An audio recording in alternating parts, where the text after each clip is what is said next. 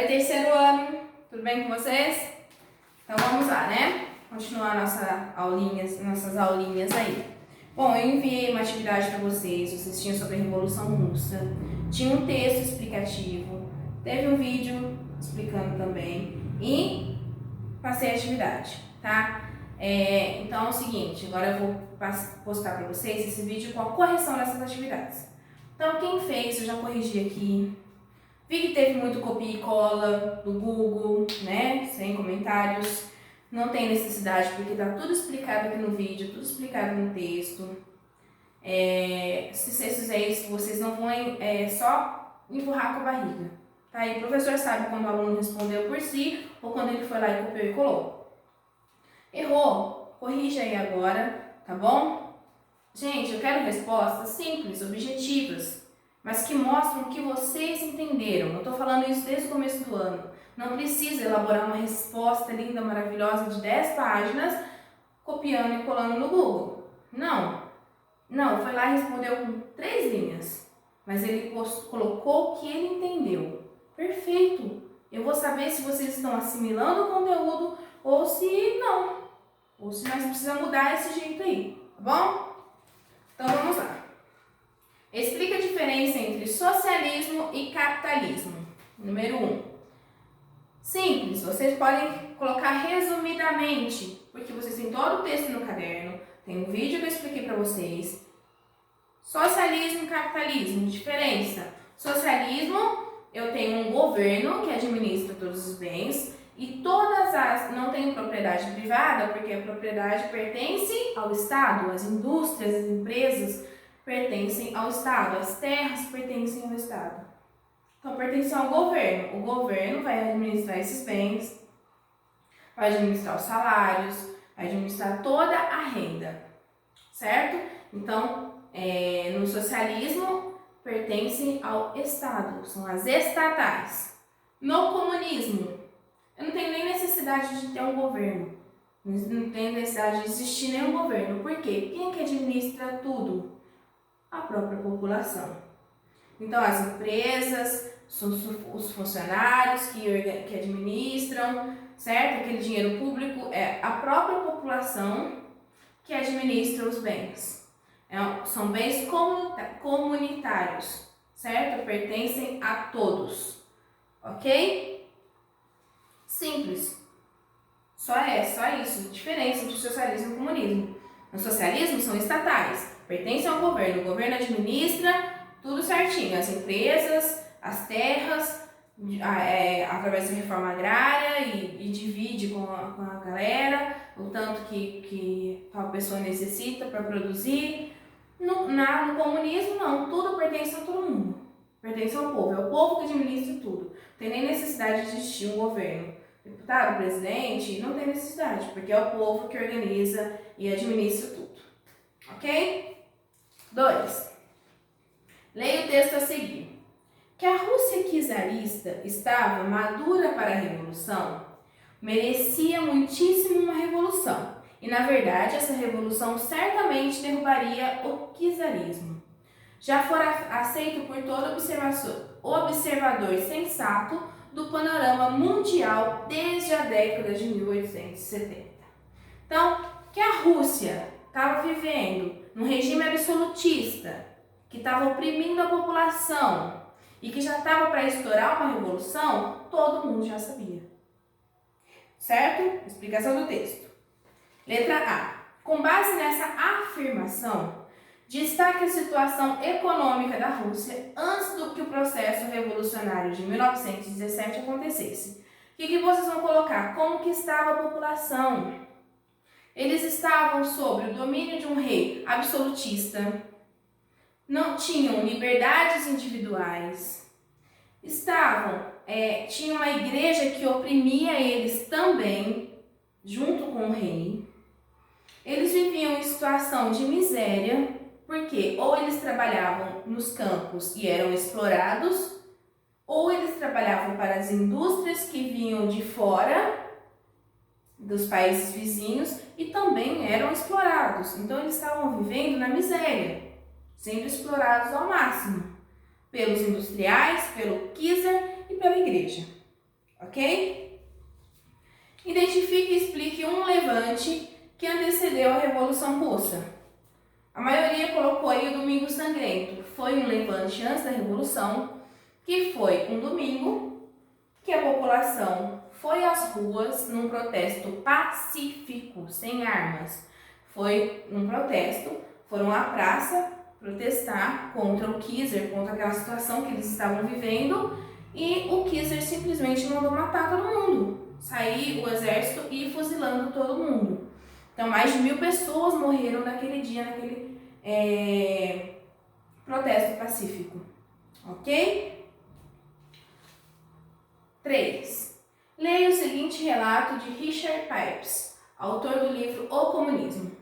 O Partido Operário Social Democrata foi organizado formalmente em 1903, em um congresso em Londres. Lá, o movimento imediatamente dividiu-se por duas facções. Uma liderada por Martov, apelidada de Menchevique, e outra por Lenin, que chamava a si mesmo de bolchevique.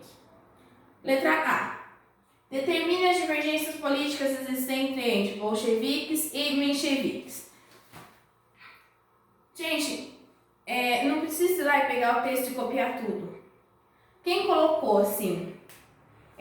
Os mencheviques eram compostos mais por burgueses, comerciantes, certo? Ok, e os bolcheviques eram pelo operariado, intelectos, que são escritores, autores, jornalistas, operários e camponeses. Era uma das principais divergências política deles. Uns tendiam para o sistema capitalista. Queriam uma revolução, mas uma revolução aos moldes mais capitalistas, mais para si mesmo. E os bolcheviques, eles queriam implantar um socialismo mesmo. Os mencheviques, eles acreditavam em quê? Que teria que acontecer uma revolução socialista em todo o mundo, não apenas na Rússia. E os bolcheviques acreditavam que começariam pela Rússia, estabilizariam a Rússia e esparramariam pelo mundo. Certo? Letra B. Explique por que os bolcheviques derrubaram o governo provisório menchevique criado em fevereiro de 1917. Nós conversamos isso em sala. Eles eram mais disciplinados, eram mais organizados e eles estavam em maior número. Então, eles conseguiram fazer uma pressão maior em cima dos mencheviques, tomaram o poder e derrubaram o governo provisório e instalaram a nova república. Ok? A Revolução Socialista na Rússia, em 1917, foi um dos acontecimentos mais significativos do século XX, uma vez que derrubou o regime czarista e estabeleceu o socialismo no país. Sobre o contexto sociopolítico anterior à Revolução, analise as afirmativas a seguir. Bom, vamos lá. 1. A maior parte da população estava no campo, submetida a condições de trabalho muito precárias devido a um sistema fundiário concentrado. Lembra que a gente comentou? Latifúndios, grande proporção de terra na mão de poucas pessoas, nobreza, explorando os camponeses. A maior parte da população estava no campo. Então a primeira tá certa. 2. A indústria e o setor financeiro se desenvolveram muito ao longo do século XIX e se tornaram a base de uma forte burguesia nacional. Lembra que eu falei? As indústrias que eu tinha lá eram de lá?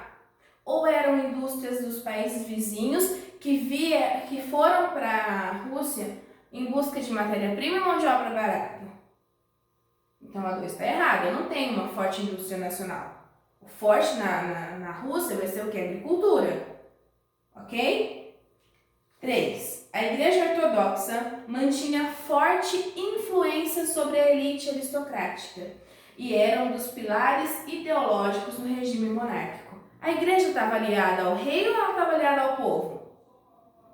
Ela estava aliada ao rei. Então ela era uma forte influência, sim, com a elite, com a aristocracia, com a monarquia. Ela oprimia o povo e ela estava lá junto com o Kiesinger, certo? Então a 3 tá certo.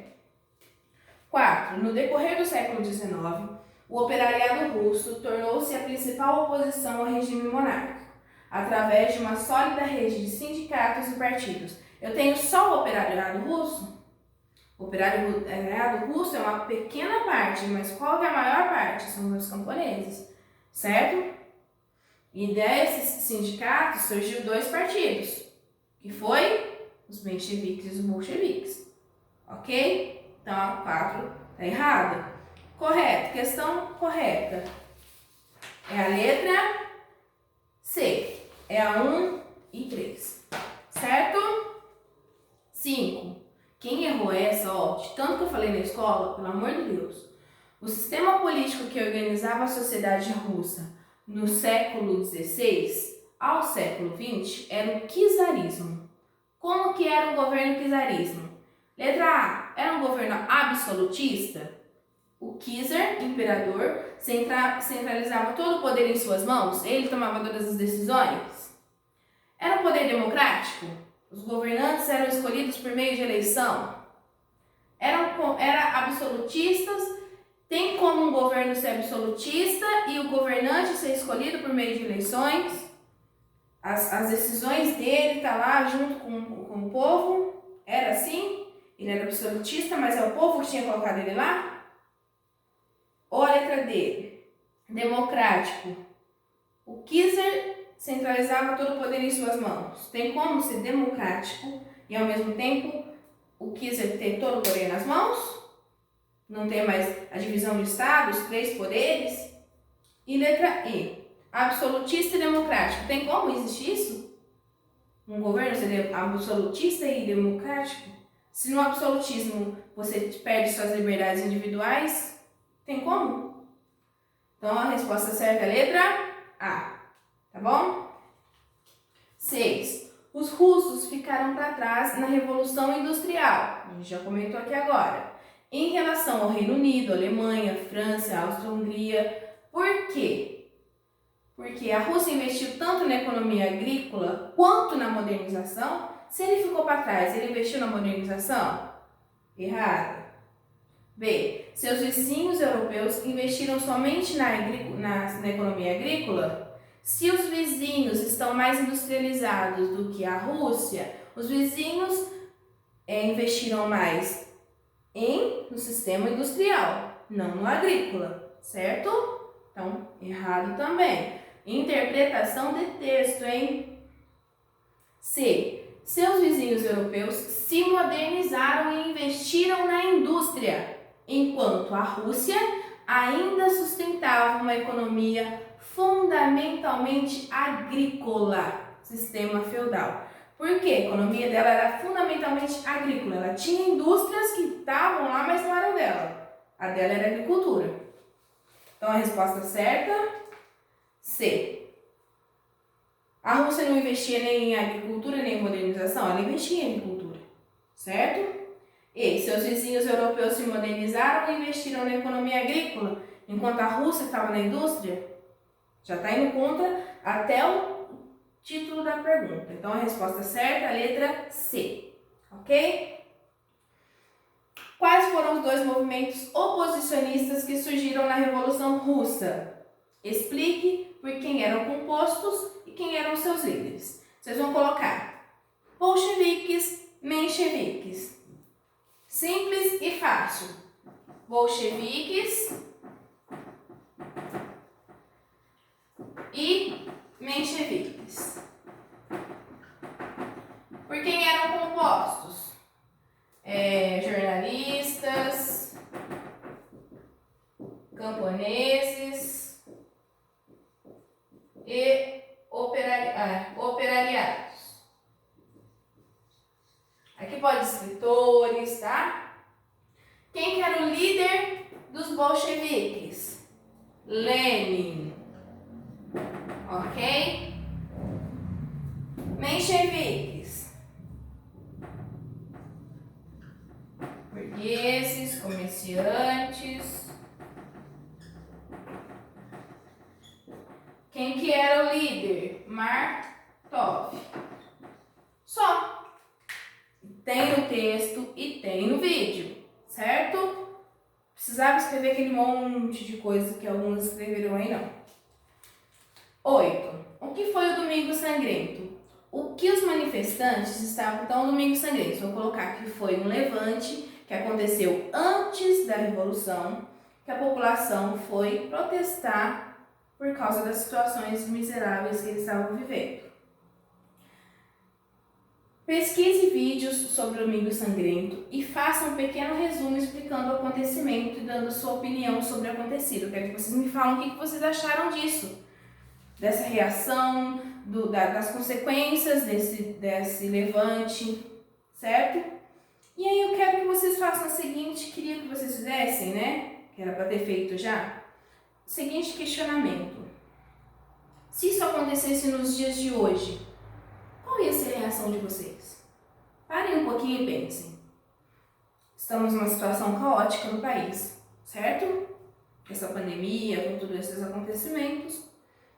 E aí, resolve-se, vamos fazer um protesto pacífico. Faz de conta que não tem a pandemia contra a aglomeração.